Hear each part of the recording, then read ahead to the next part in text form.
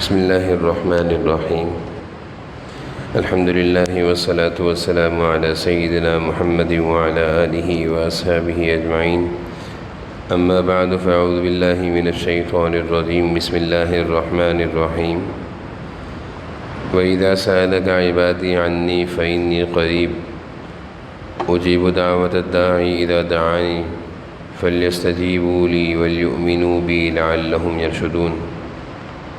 وقال تعالى: وقال ربكم ادعوني أستجب لكم إن الذين يستكبرون عن عبادتي سيدخلون جهنم داخرين.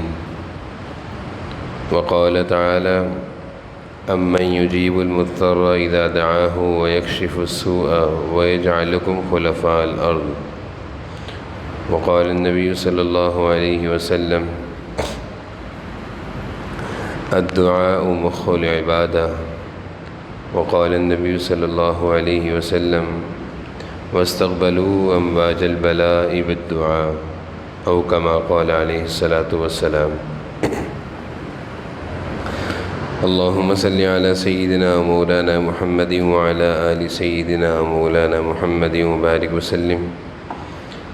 اللهم صل على سيدنا مولانا محمد وعلى آل سيدنا مولانا محمد وبارك وسلم. میرے قابل احترام بزرگوں اور عزیز بھائیوں، اللہ تعالیٰ نے قرآن کریم میں ہمیں حکم دیا ہے کہ مجھ سے مانگو، میں تمہاری مرادوں کو، دعاؤں کو قبول کروں گا۔ اللہ تعالیٰ کو اپنے بندوں کا مانگنا پسند ہے اور وہ اپنے بندوں کے مانگنے سے خوش ہوتے ہیں۔ دنیا کے بادشاہ ان کے درباروں میں کوئی ایک دفعہ جائے، 2 دفعہ جائے، 3 دفعہ جائے تو وہ یہ کہہ اٹھتے ہیں کہ کیا بار بار آ رہے ہو؟ دے تو دیا ایک دفعہ، دوبارہ کیوں آ رہے ہو؟ اور اللہ تعالیٰ کے دربار کا اور اللہ کے فضل کا یہ حال ہے کہ اللہ فرماتے ہیں کیوں نہیں آ رہے مانگنے، بار بار کیوں مانگنے نہیں آ رہے؟ ان الذین یستکبرون عن عبادتی، کیوں دعا سے پیچھے ہٹ رہے ہو؟ کیوں تکبر اختیار کر رہے ہو؟ تو دعا بندہ اپنے عجز، اپنی کمزوری، عاجزی اللہ کے سامنے ظاہر کرتا ہے کہ اللہ میں کچھ نہیں ہوں، سب کچھ آپ کی طاقت ہے، آپ کا فضل ہے، آپ کی عطا ہے، آپ ہی کے فضل سے میں چل رہا ہوں، میرا کوئی کمال نہیں ہے۔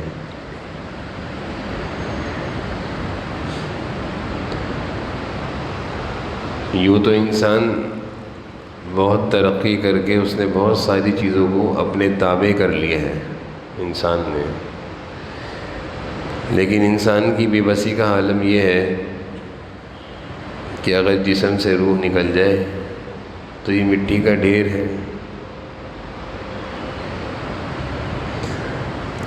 ویسے تو یہ بڑی بڑی چیزیں، بڑی بڑی عمارتیں بنا لیتا ہے، لیکن اللہ تعالیٰ ہوا پانی بند کر دیں تو یہ ہمت ہار کے بیٹھ جاتا ہے۔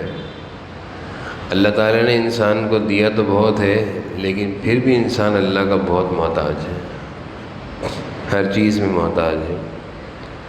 تو دعا یہ ایک عمل ہے، یہ ایک ذریعہ ہے اپنی محتاجگی اللہ کے سامنے ظاہر کرنے کا اور اللہ کے فضل کرم کو اپنے ساتھ لینے کا، اللہ کی رحمتوں کو اپنی طرف متوجہ کرنے کا۔ حدیث شریف میں آیا ہے، آپ صلی اللہ علیہ وسلم نے ارشاد فرمایا: الدعاء ينفع مما نزل ومما لم ينزل، کہ دعا انسان کو فائدہ پہنچاتی ہے ان چیزوں کے بارے میں، ان بلاؤں کے اور پریشانی کے بارے میں جو اتر چکی ہیں۔ دعا کی برکت سے وہ بھی ہٹیں گی، ٹلیں گی۔ اور فرمایا ابھی تک جو بلائیں نہیں اتری جو آفتیں اور مصیبتیں اتری نہیں آ سکتی ہیں، اس کی دعا کی برکت سے یہ ان سے بھی بچے گا۔ کتنا نافع اور کتنا بڑا عمل ہے کہ جو بلائیں اور مصیبتیں آ گئی ہیں، دعائیں ان کو بھی دھکیلیں گی، اور جو بلائیں اور مصیبتیں آئی نہیں ہیں، دعا ان سے بھی بچائے گی۔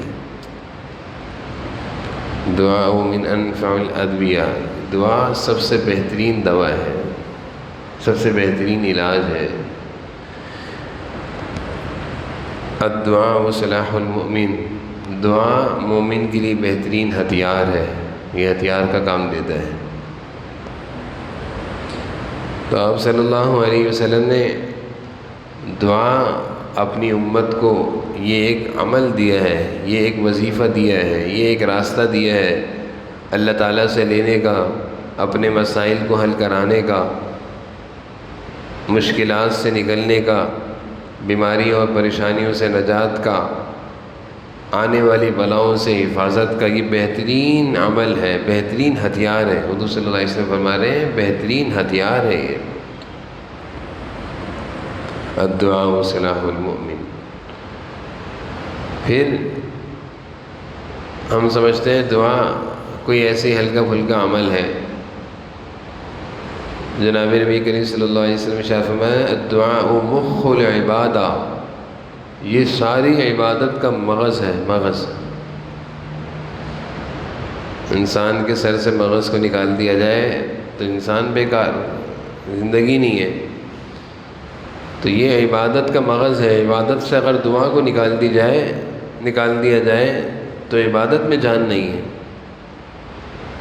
اپنی عجز، اپنی کمزوری، اپنی بے بسی اللہ کے سامنے ظاہر کرنا۔ حدیث شریف میں آتے جناب نبی کریم صلی اللہ علیہ وسلم نے ارشاد فرمایا کہ دعا یہ ایک ایسا طاقتور ہتھیار ہے، لا يرد القضاء الا الدعاء، تقدیر کا اگر کوئی چیز مقابلہ کر سکتی ہے، اور تقدیر کو، اللہ کے جو فیصلے بندوں کے حق میں ہو چکے ہیں کہ اس نے بیمار ہونا ہے، اس پر یہ آفت آنی ہے، اس پر یہ نقصان آنا ہے، اس چیز کو اگر کوئی بدل سکتی ہے تو وہ دعا ہے۔ تقدیر کے فیصلوں کو بدلنے والی اگر کوئی چیز ہے تو وہ دعا ہے۔ یہ کوئی بات معمولی نہیں ہے۔ انسان کہتا ہے ایسا کیوں ہو گیا؟ تقدیر میں لکھا ہوا تھا اس لیے ایسا ہو گیا۔ بھائی جو نماز کی نہیں پڑھتے، تقدیر میں لکھا ہوا ہے میں بے نمازی ہوں اس لیے میں نماز نہیں پڑھتا۔ بھائی تم کیا انسانوں کی طرح گاڑی نہیں چلا رہے تھے؟ آنکھیں نہیں کھولی ہوئی تھی؟ تقدیر میں لکھا ہوا تھا گاڑی کا لگنا، اس لیے لگ گئی۔ تو یہ جان چھوڑانے والا جواب ہے، لیکن یہ جواب صحیح نہیں ہے۔ اللہ تعالیٰ کا فضل دعا کی برکت سے متوجہ ہوتا ہے، آئی ہوئی بلاؤں اور مصیبتوں کو ٹال دیتا ہے۔ شرط یہ ہے کہ بندہ مانگے تو اللہ تعالیٰ سے۔ پھر عجیب بات ہے، میں بار بار عرض کرتا ہوں کہ اللہ تعالیٰ سے مانگنے کا ٹائم نہیں ہے، اللہ کے در پر آ کر رونے کا ٹائم نہیں ہے۔ لوگوں کی منتیں کرنا آسان لگتا ہے، اللہ تعالیٰ کے آگے رونا مشکل لگتا ہے۔ لوگوں کے آگے اپنے آپ کو رسوا کرنا آسان لگتا ہے، اللہ کے سامنے اپنی محتاجگی کا اظہار کرنا مشکل لگتا ہے۔ جبکہ بندے کے پاس جا کر اپنے مسائل کا حل چاہ رہا ہے، یقینی نہیں ہے۔ بندہ ربا کے سامنے بیٹھ کر اپنے مسائل کا حل چاہ رہا ہے، یقینی ہے۔ اللہ کے سامنے اپنی محتاجگی اور مسائل کو ظاہر کرنا یقینی ہے کہ تمہاری پریشانی دور ہو جائے گی، اور اللہ کے بندوں کے سامنے ظاہر کرنا ہو سکتا ہے بندہ بے بس ہو۔ ڈاکٹر، مہنگے سے مہنگے ڈاکٹر کے بعد انسان جا کر ان کی منتیں کرتا ہے کہ ڈاکٹر صاحب کچھ ایسی دوا دے دیں میری والدہ کو، ان کی زندگی ہو جائے۔ ڈاکٹر صاحب کچھ کر دیں تو ڈاکٹر کیا کہتا ہے؟ بھائی ہمارے بس میں کیا ہے، دوا دے سکتے ہیں، اس سے زیادہ تھوڑی ہم کچھ کر سکتے ہیں۔ تو ڈاکٹر بھی اپنی بے بسی کا اظہار کر دیتا ہے کہ بھائی دوا دے سکتے ہیں، تو دوا میں شفا کون ڈالے گا؟ وہ دعا ڈالے گی، وہ دعا اللہ اپنے اللہ سے کہنا، وہ اللہ ڈالیں گے دوا میں شفا۔ تو بے بسیوں اور پریشانیوں اور محتاجگیوں اور مشکلات سے نجات کا بہترین حل وہ دعا ہے۔ جس مومن کے پاس اس عبادت کا بہت بڑا حصہ ہونا، جس ایمان والے کے پاس اس دعا کی عبادت کا بہت بڑا حصہ ہو، تو وہ مسائل کا شکار ہونے سے بچا رہتا ہے۔ اس کو معمولی نہ سمجھیں ہم، وہ مسائل کے شکار ہونے سے بچا رہتا ہے، وہ پریشانیوں سے کم اس کا سامنا ہوتا ہے، پریشانیوں سے محفوظ ہوتا ہے، بچتا ہے، جس کے پاس اس عبادت کا اہتمام۔ دیکھیں تلاوت تو سب کرتے ہیں، نمازیں تو سب پڑھتے ہیں، وہ بھی عبادت ہے، روزے تو سب رکھتے ہیں، عبادت ہے۔ تو تلاوت، نماز، روزہ، زکوٰۃ کو عبادت سمجھ کر سب کرتے ہیں، لیکن دعا کو عبادت سمجھ کر کوئی کرتا ہی نہیں ہے، ضرورت ہی نہیں سمجھتا اس کی، جبکہ اتنا ضروری عمل ہے۔ تو حضور صلی اللہ علیہ وسلم نے اس عمل کی طرف اپنی امت کو متوجہ کیا، اور آپ صلی اللہ علیہ وسلم کی دعاؤں کا جو احادیث میں تذکرہ آتا ہے، آپ نے کئی گھنٹے ایک ساتھ دعا کری۔ عرفات کے میدان میں آپ کی 8 گھنٹے کی دعا ثابت ہے۔ عرفات کے میدان میں حضور صلی اللہ علیہ وسلم نے 8 گھنٹے لگاتار اللہ تعالیٰ سے ہاتھ اٹھا کر دعا مانگی ہے۔ عرفات کے میدان میں 8 گھنٹے کی دعا ثابت ہے بھائی، اتنی لمبی دعا۔ ہم 8 منٹ کی دعا کرنے کے بعد کہتے ہیں کہ تھک گئے، مضمون سمجھ میں نہیں آ رہا، کیا مانگیں اللہ تعالیٰ سے۔ جب اللہ تعالیٰ سے تعلق نہیں ہوتا تو پھر دعا بھی مانگنا نہیں آتی، اور جب اللہ تعالیٰ سے تعلق ہو تو پھر مضمون ختم نہیں ہوتے، دعا ختم نہیں ہوتی، اور مانگ لوں اور مانگ لوں اور مانگ لوں، یہ بھی مانگ لوں وہ بھی مانگ لوں۔ شرط یہ ہے کہ تعلق تو ہو اپنے اللہ سے، اور یقین ہو کہ میں اللہ سے مانگ رہا ہوں۔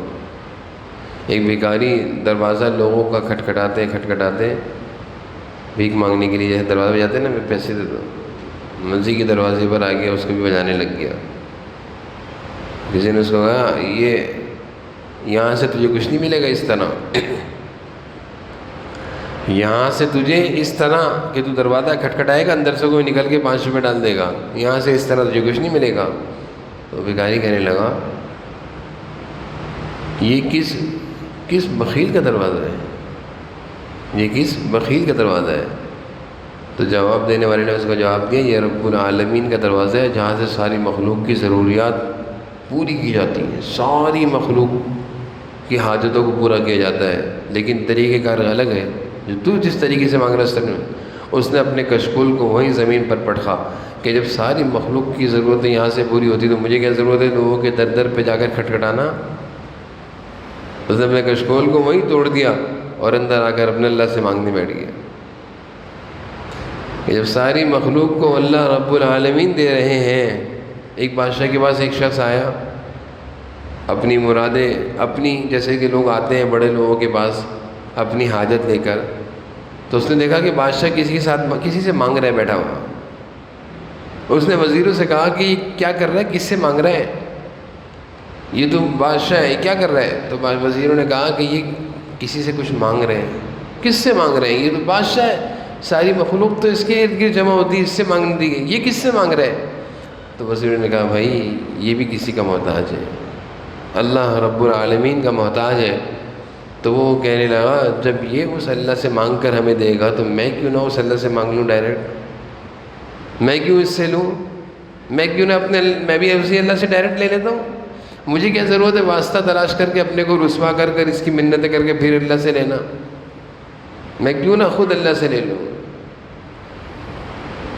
ساری مخلوق چاہے وہ بادشاہ ہو، فقیر ہو، امیر ہو، غریب ہو، سب اس اللہ کے محتاج ہیں، سب اس اللہ کے محتاج ہیں۔ شاید یہ کہ اپنے محتاجی سمجھیں اور اس کا اظہار کریں کہ ہم اللہ کے محتاج ہیں۔ حجاج بن یوسف ظالم تھا، خلیفہ تھا ظالم لیکن ایمان والا تھا. ظلم اتنا کیا ہے کہ کہتے ہیں کہ جہنم میں جائے گا، اور نیکی کا کام ایسا کر گیا کہ لوگ کہتے ہیں کہ ہو سکتا ہے بخشش ہو جائے. قرآن کریم پر جو زبر زیر لگوائے ہیں یہ اسی نے لگوائے ہیں. قرآن کریم پر زبر زیر نہیں تھے. عربی زبان میں زبر زیر تو عربیوں کو ضرورت نہیں ہے، عجمیوں کو ضرورت ہے، ہم لوگوں کو ضرورت ہے. تو عجمیوں کے لیے حجاج بن یوسف نے احسان کیا، زبر زیر لگوا دی ہے.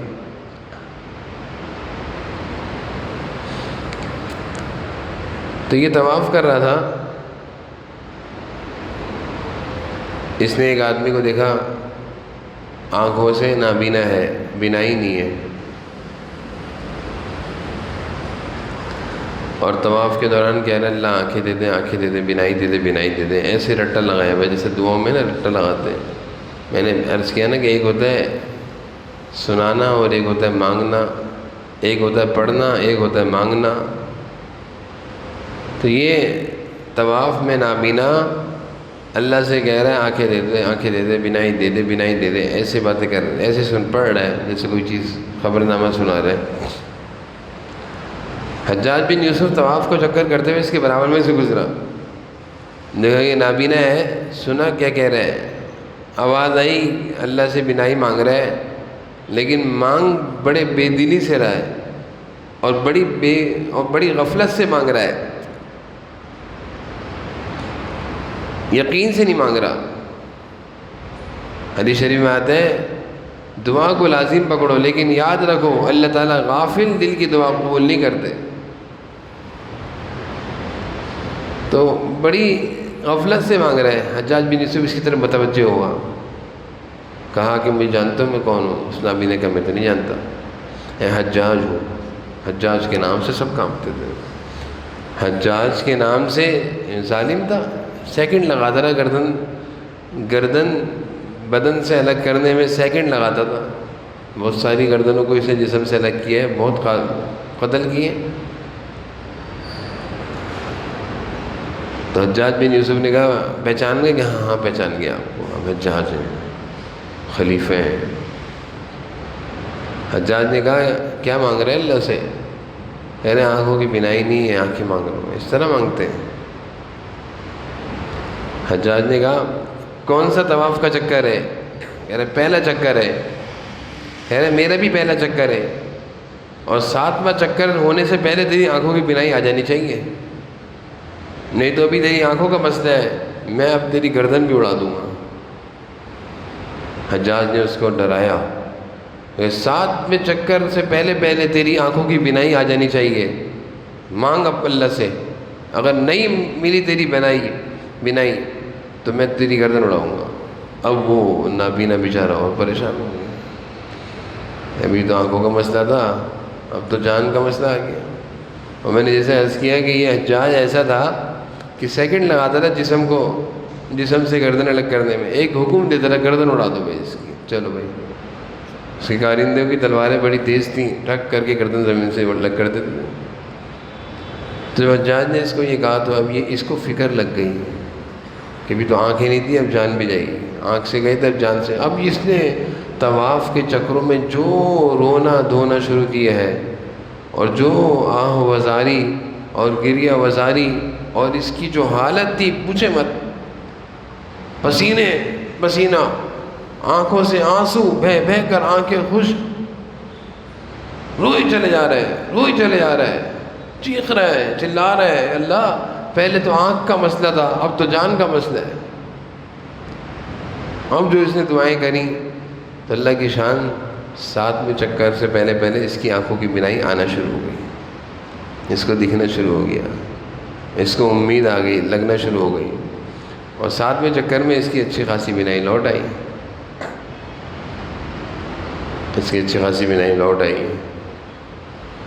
دیکھیں کون ہے عاقف،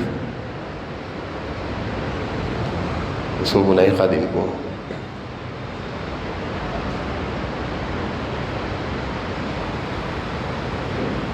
تو فعل کو بلاؤ پرسوں.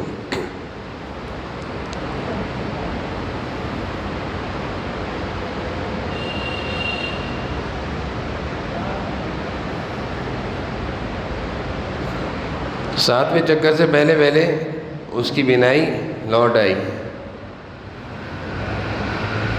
تو حجاج بن یوسف اس کی طرف متوجہ ہوا، ادھر دیکھیں بھائی آپ لوگ چھوڑیں گے۔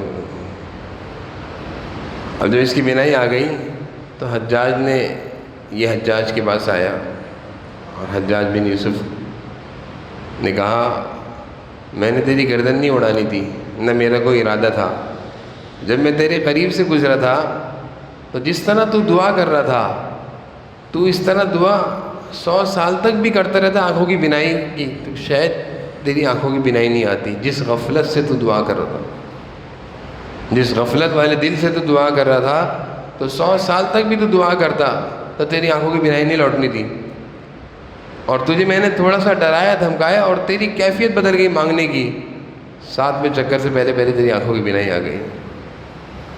تو اصل چیز ہے اللہ سے یقین کے ساتھ مانگنا، یقین ہو، اللہ کی ذات پر کامل بھروسہ ہو، اعتماد ہو کہ دینے والی ذات اللہ کی ہے، وہ میری ضرورت پوری کریں گے، میری حاجت پوری کریں گے۔ حضرت موسیٰ علیہ السلام ایک زمانے سے بارشیں نہیں ہو رہی، بنی اسرائیل میں مختلف قسم کے چھوٹے چھوٹے عذاب بہت آئے ہیں، قرآن کریم میں اللہ نے ذکر فرمائے ہیں، بارشیں نہیں ہو رہی، قحط آ گیا۔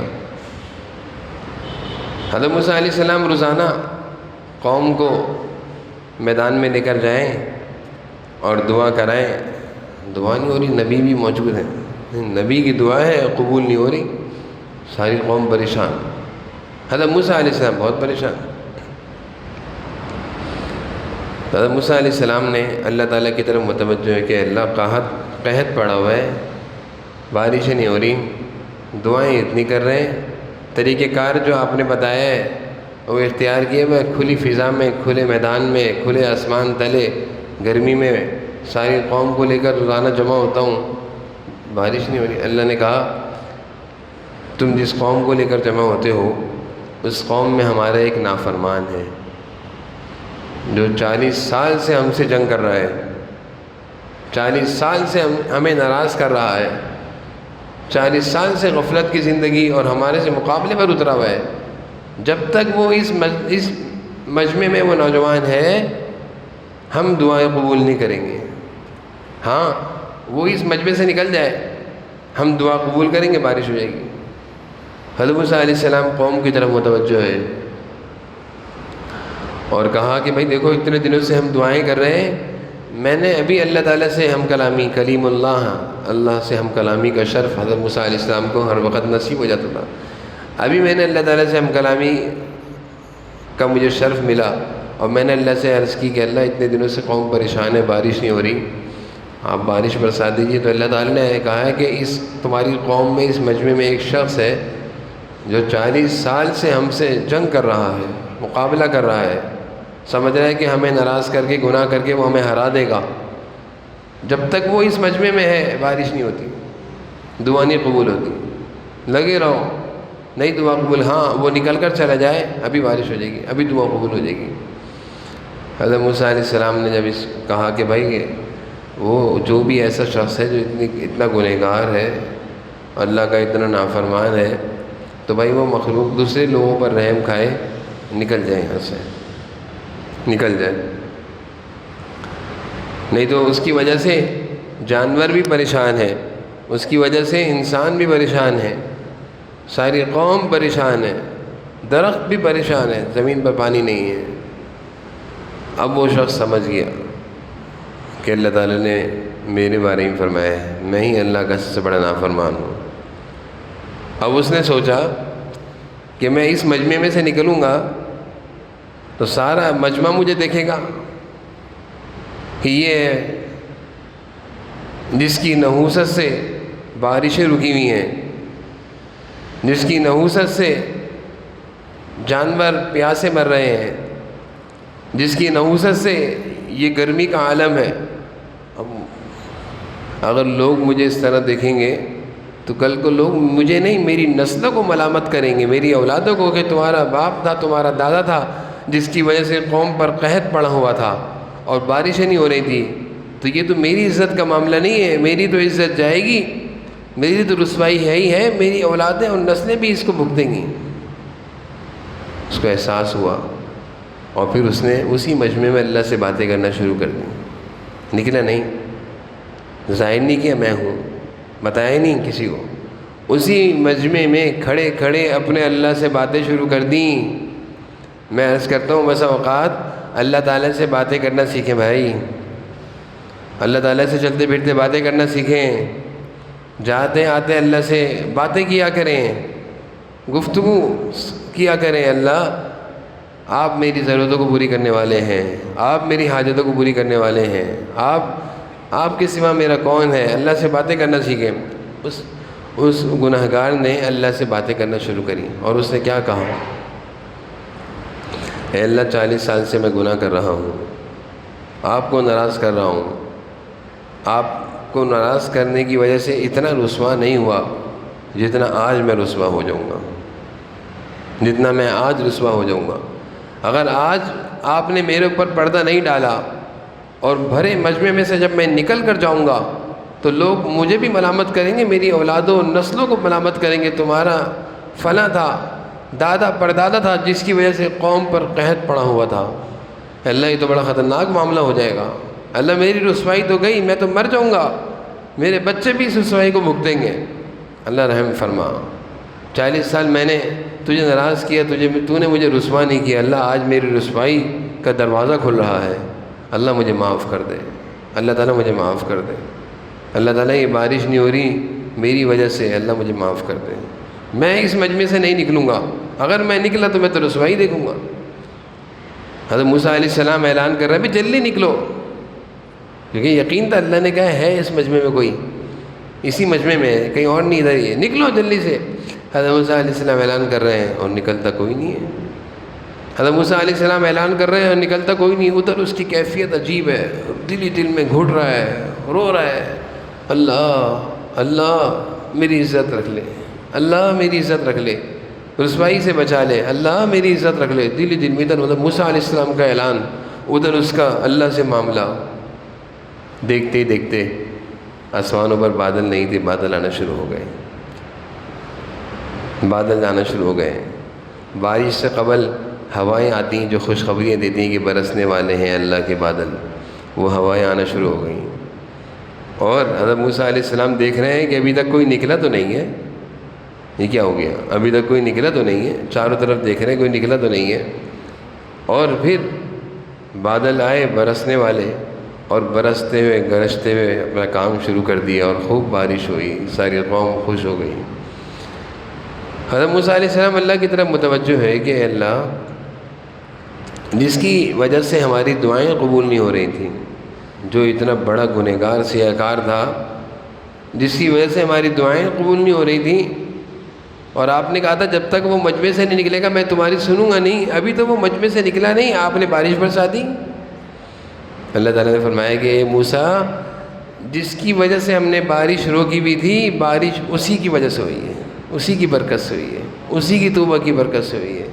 اے موسیٰ، جس کی وجہ سے ہم بارش نہیں برسا رہے تھے اور تمہاری دعائیں قبول نہیں ہو رہے تھے کر رہے تھے، اسی کی برکت سے ہم نے تمہاری دعائیں بھی سن لی اور یہ بارش بھی اسی کی برکت سے برس رہی ہے جس کی وجہ سے رکی ہوئی تھی. موسیٰ علیہ السلام نے کہا اللہ یہ تو بڑا قیمتی انسان ہے، اللہ یہ تو بڑا قیمتی انسان ہے، اس کی تو زیارت کرنی چاہیے، اس کی تو زیارت کرنی چاہیے کہ اتنا گنہگار تھا کہ بارش رکی ہوئی تھی اور اتنا نیک بن گیا، ولیوں کا امام بن گیا، بارش برس گئی. اللہ اس کی زیارت تو کرا دیں، زیارت تو کرا دیں، مجھے بتا تو دیں. اللہ تعالیٰ نے کہا یہ موسیٰ، جس بندے پر جس کی ستاری ہم نے 40 سال سے کی ہوئی تھی، 40 سال سے اس کی گناہوں پر پردہ ڈالا ہوا تھا، ہمارا اور اس کا معاملہ تھا، آج میں اس کو رسوا کر دوں تجھے بتا کر، آج میں اس کو نام بتا کر اور اس کا نام ظاہر کر کے میں رسوا کر دوں. کریم اللہ ہے، مہربان اللہ ہے، رحیم اللہ ہے، کیسے پردہ پوشی کیسے ہمارے گناہوں پر ستاری کرتے ہیں. کتنے یعنی ماؤں سے زیادہ، باپ سے زیادہ شفقت فرمانے والے، رحم فرمانے والے اللہ. وہ کہتے ہیں موسیٰ کہ جس کے گناہوں پر 40 سال سے میں نے پردہ ڈالا ہوا تھا، آج میں اس کے گناہ ظاہر کر کے اس کو رسوا کروں گا. وہ میرا بندہ ہے، اس کا معاملہ میرے ساتھ ہے، میں نہیں بتاؤں گا تجھے کون تھا، وہ نہیں بتایا. اللہ تعالیٰ کی مہربانی اور رحمت دیکھیے. اس سے اندازہ ہوتا ہے کہ وہ کتنے کریم پیارے اللہ ہیں، کتنے رحیم اللہ ہیں، اور ہم کتنے دور ہیں اس پیارے اللہ سے۔ اس پیارے اللہ سے ہم کتنا دور ہیں، وہ کتنا کرم فرمائے ہیں، رحم فرمائے ہیں، اور ہم کتنے زیادہ اللہ سے مایوس اور نا امید ہو کر دور ہیں۔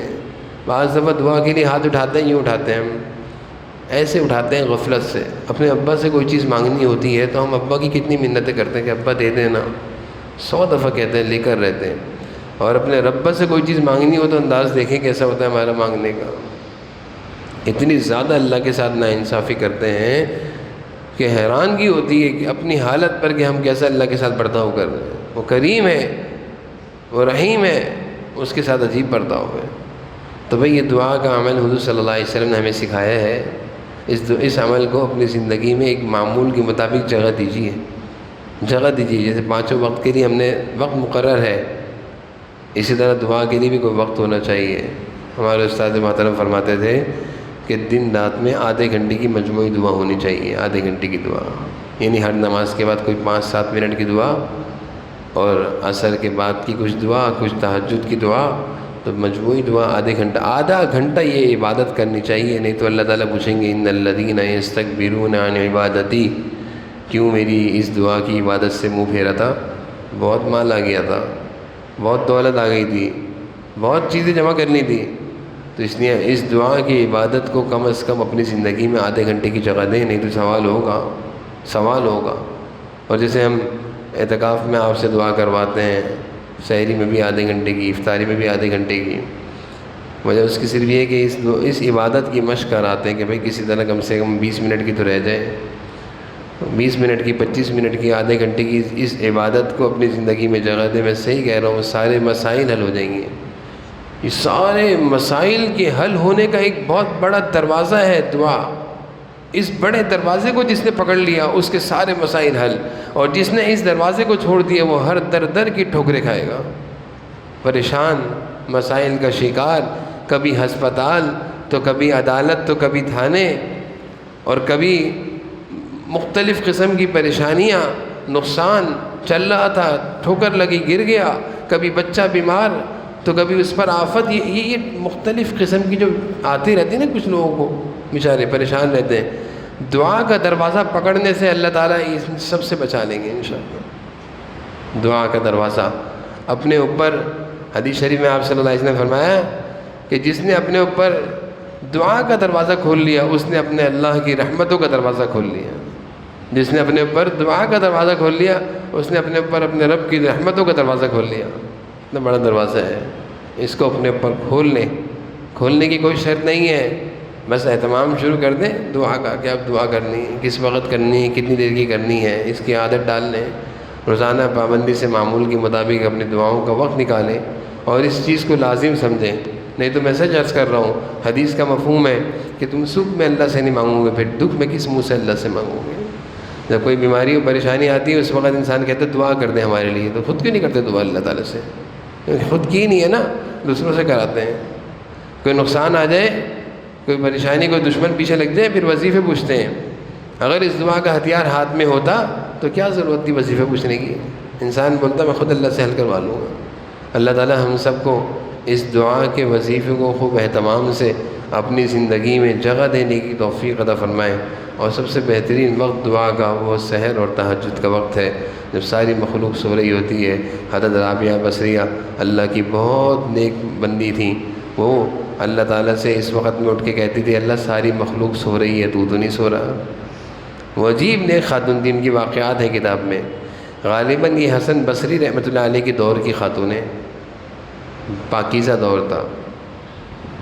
تو اللہ سے تہجد کے وقت کہتی تھیں کہ اللہ ساری مخلوق سو رہی ہے، تو جاگ رہا ہے، تیرا ساری مخلوق نے اپنے دروازے بند کر لیے، تیرے دروازے کھلے ہوئے ہیں۔ ساری مخلوق غفلت میں ہے، تو ہوش و حواس میں ہے۔ اللہ اب تو ہے اور میں ہوں، اب میں تجھ سے مانگوں گی، اب تو میری سن۔ اور پھر جو دعا مانگنا شروع ہوتی تھی تو ختم ہی نہیں ہوتی تھی، ختم ہی نہیں ہوتی تھی۔ تو اس انداز سے اللہ کی بندیاں اللہ سے اللہ کی رحمتوں کو اپنی طرف متوجہ کرتی ہیں۔ تو بھائی یہ رمضان کا مہینہ بھی ہے اور زندگی بھر کا یہ معمول ہونا چاہیے دعا کا، زندگی بھر کا۔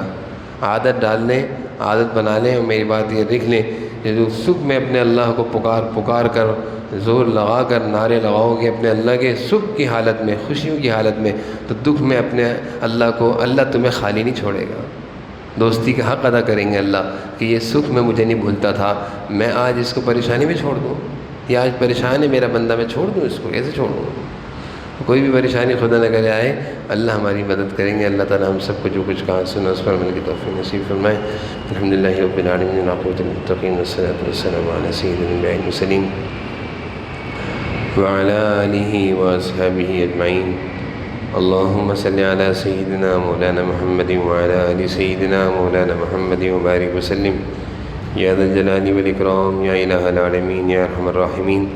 یا اللہ آپ کی توفیق سے اس وقت جو کچھ ہم نے کہا سنا اس پر ہمیں عمل کی توفیق نصیب فرما۔ اللہ تمام عبادات کا اہتمام توفیق خوب عطا فرما، اور بالخصوص دعاؤں کی عبادت کا خوب اہتمام نصیب فرما۔ اللہ اپنے سے مانگنے کی لذت، اپنے سے باتیں کرنے کی لذت، دعاؤں اور مناجات کی لذت اللہ ہمیں نصیب فرما۔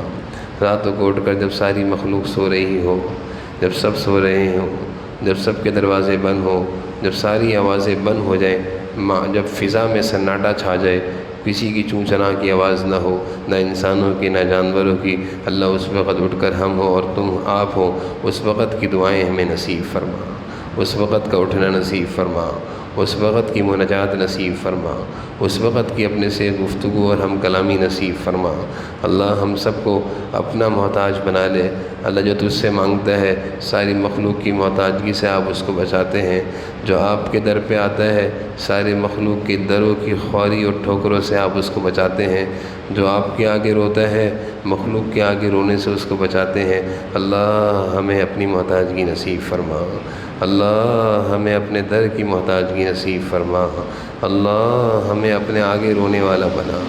اللہ ہم کمزور ہیں، ہم ڈاکٹروں کے آگے بیٹھ کر روئیں، منتیں کریں۔ اللہ ہم عدالتوں میں وکیلوں اور جج کے آگے بیٹھ کر روئیں، منتیں کریں۔ ہم تھانوں میں پولیس والوں کے سامنے بیٹھ کر روئیں، منتیں کریں۔ اللہ اس رونے سے ہماری حفاظت فرما، ان پریشانیوں کی گھڑیوں سے حفاظت فرما۔ اللہ تیرے در پہ رونا نصیب فرما۔ جو تیرے در پہ روئے گا، جو اپنے دکھڑے تجھے سنائے گا، جو اپنی محتاجگی تیرے سامنے ظاہر کرے گا، تو اس کو ڈاکٹروں کی محتاجگی سے بچائے گا، تو اس کو عدالتوں کی محتاجگیوں سے بچائے گا، تو اس کو ساری پریشانیوں کی جگہوں سے بچائے گا۔ اے اللہ تو ہمیں اپنی محتاجگی نصیب فرما۔ کمزور ہیں اللہ، ہم بے بس ہیں۔ بے بسی کا یہ عالم ہے کہ اللہ اپنے پیاروں کی جانیں اپنے سامنے نکلتے ہوئے دیکھتے ہیں، کر کچھ نہیں سکتے کیونکہ تیرا حکم ہے۔ اللہ بے بسوں پر رحم فرمانے والے اللہ، بے سہاروں کو سہارا دینے والے اللہ، غم زدوں کے غموں کو دور کرنے والے اللہ، بے چینوں کو چین و سکون دینے والے اللہ، بے قراروں کی دعائیں سننے والے اللہ، صاحب کرب کو شفا اور سکھ دینے والے اللہ، ہماری دعائیں قبول فرما، ہمارے حال پر رحم فرما، ہماری پریشانیوں کو دور فرما، اللہ ہمارے مسائل کو حل فرما۔ اللہ ہم سب کو اپنی محتاجگی نصیب فرما، ہم سب کو اپنا قرب نصیب فرما، ہم سب کو اللہ اپنا بنا لیجیے۔ اللہ آپ ہمارے تو سب ہمارا، آپ نہیں تو کچھ نہیں۔ اے اللہ ہم سب کو اپنا بنا کر آپ ہم سب کے ہو جائیے، ہم سب کی ساری پریشانیوں کو دور فرما دیجیے، چین و سکھ کو راحتوں کی زندگیاں نصیب فرما، بیماریاں پریشانیوں کو دور فرما، قرضوں کی ادائیگی کا انتظام فرما۔ اے اللہ ضرورتوں کو پورا فرما، روزگار میں برکت نصیب فرما، محتاجوں کو یا اللہ فقیری اور محتاجگی سے اللہ سکھ والی زندگی نصیب فرما۔ ربنا آتنا فی الدنیا حسنۃ وفی الآخرۃ حسنۃ وقنا عذاب النار۔ ربنا تقبل منا انک انت السمیع العلیم وتب علینا انک انت التواب الرحیم۔ صلی اللہ تعالی علی النبی الکریم وعلی آلہ وصحبہ۔